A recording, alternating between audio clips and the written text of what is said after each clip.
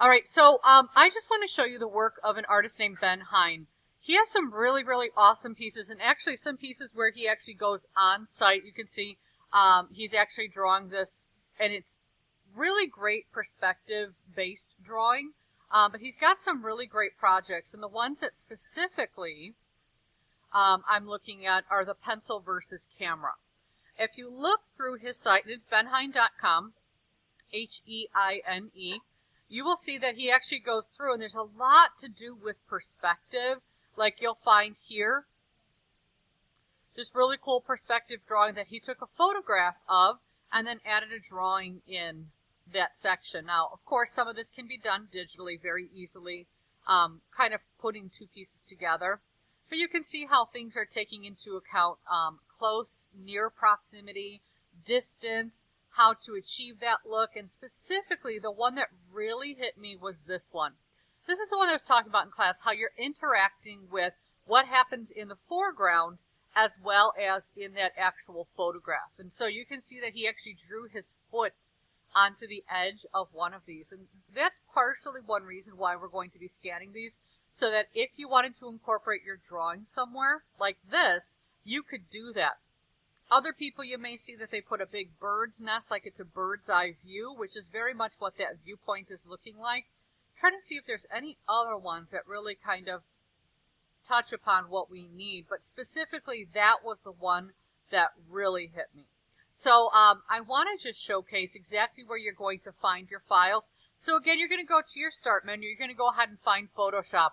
Your Photoshop may look a little bit different than mine.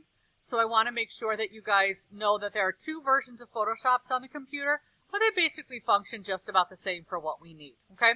So what you're going to do is you're going to open up your file. And you're going to go up to File, Open. And as you get into here, you're going to want to go into what's called the P drive. The public drive is where I will put all of your pictures as I scan them. Those of you that have your own flash drives, you're going to go ahead and find your flash drive and open it from there. So you're going to go ahead to my P drive, you're going to go to Classes, then you're going to follow it up with Glaze, and then you're going to go into the Student Dropbox, and that's where you're going to find your documents under Intro. I have one in here right now. They will be called Epson something. You just have to figure out which one is yours. Please make sure you get yours. When you scan it with me, ask me your number. I will give you your file save.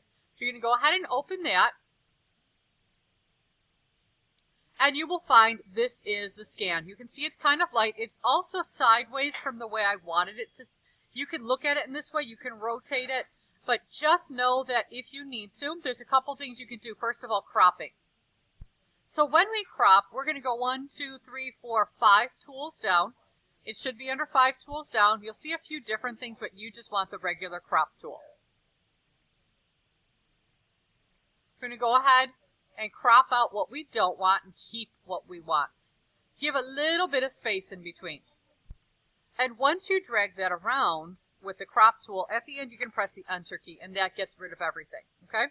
I want to rotate it. You may not want to rotate yours. It's perfectly fine.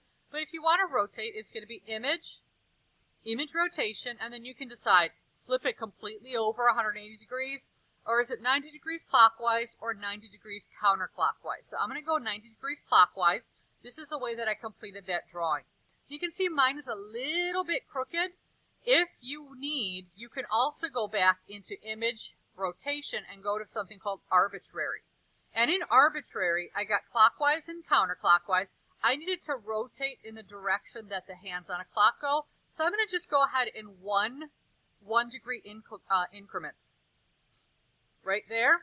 And then I can recrop, or I can go right over to this tool right here, to the gradient of the paint bucket. I'm going to go ahead and just fill in the little extras in the background with white. So this is pretty good. I got a pretty good handle on this.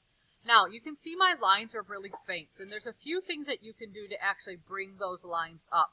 If we go into Image, Adjustments, and then you go into something called Levels. The levels show me the distribution of white values, gray values, and black values throughout here. So what I want to do is I want to pump up the black values so that I can get some of this information inside of there. I may only be able to push it to a certain point.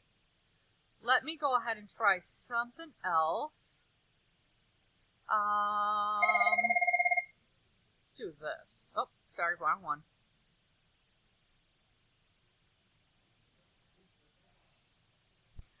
So I'm not happy with the way either of those is going because my drawing came out really, really light. So I'm going to try a few other things. I might go into adjustments, and I may even try threshold.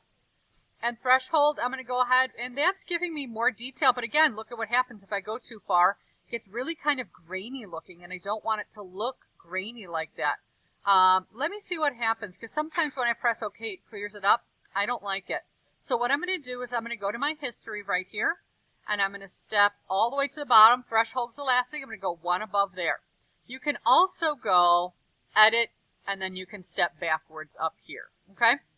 So I'm not a big fan of that. So I'm going to go back in. I'm going to adjust it, and then I'm going to try posterize. This is giving me a little bit more detail, such that I might even be able to go back in now and go to my levels and just pump it up just a little bit more to get more of those lines showing. And actually, that's looking really good. So that's what I needed to do. You see I've got a little bit of something showing, but I'll show you how to fix that. Okay? So now in fixing this, I'm going to go ahead and I'm going to grab my paintbrush, and I want to go ahead and click this little arrow, and I'm going to get one of these nice solid round paintbrushes. Okay? I want white in my color picker. If you don't have white there, you're going to press this little black and white square and then just flip them so that white is on top. You're going to come in now, and you can see I'm making my brush bigger. You can make the brush bigger right here and slide that up higher. Keyboard shortcuts are the brackets for those of you that are good with that. And you could just come in and clean that up. So you're going to come in and clean, get it nice and clean, get it looking really good. Notice I'm using a big brush around the edges, but when I get closer, you can do Control plus to zoom. You can also zoom down here a little bit, but when I get really close, I can make my brush smaller, and again, I can clean up. I have a few oops moments in there. I may need to clean those up, but now that I'm zoomed in, I see a lot of feedback. Do you see like those little colors in there? You may or may not like that. So, let me clean that up. I'm going to zoom back out. I can double click on the hand or Control minus. And I'm going to just get that all nice and clean. I'm trying to figure out where I should go from here. I may try to filter it. Let me go back to this with black on top, white on the bottom. Filter.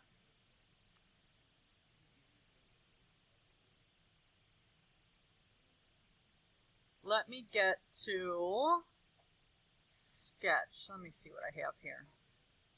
Sketch may help me out a little bit to clear up those edges and not make them quite so funky looking. I might change my light and dark balance. But definitely over smooth. So you can decide which one you like more. You may decide you need to add some other lines back into it. If you want to do your hand-drawn one, actually at this stage I'm okay if you want to do your hand-drawn one if you like the detail that you got more. I would just say we need to go over it in like a super fine point marker or black pen to get more pow out of it, or just go over your lines a little darker with pencil. Again, this is starting my digital version. I can then make a new layer over the top. I'm going to go ahead and layer and duplicate it and make a copy of it. And you can start to actually come in with some colors and start to play. See what happens though, because the edges are no longer connected because of the weird scan. I can only get this in certain places without it filling up in other places. I hope that makes sense as to what's happening. Basically, the color is leaking out any opening and coming back in, and it'll do that until you stop it. Okay? So this is, I guess, a start at a digital version. Though it's not perfect, I would have to perfect exactly where we're going with it so that you could have a little bit of a better handle with it. But you can at least see where the digital version lies in your drawing.